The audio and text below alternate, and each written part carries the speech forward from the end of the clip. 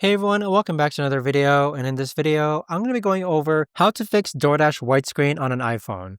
Now, this video is going to be particularly useful for individuals. Let's say that you're starting to use DoorDash on your iPhone, and for some reason you're running into a white screen. How do you actually go ahead and fix that? Now, I recently ran into this issue, and in order to fix it, first thing we want to do is you want to swipe up on your phone and then swipe up on DoorDash. So what you did here is a force restart and close of the DoorDash app. So go ahead and reload the DoorDash app and see if you're still stuck at a white screen. Now, if you're still stuck at a white screen, let's go into the App Store and then let's search for DoorDash.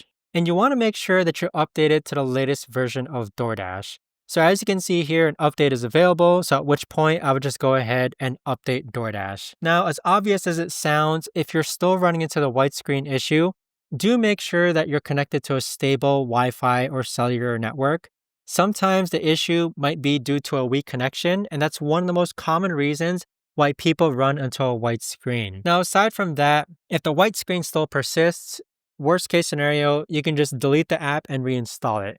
That's like a step further from doing the update that I showed you earlier. So you just delete the app and instead just reinstall DoorDash and see if that works.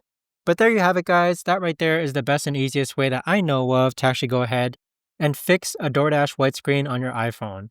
If you guys know of a better or easier way to actually do this, let me know in the comments down below. I would love to know.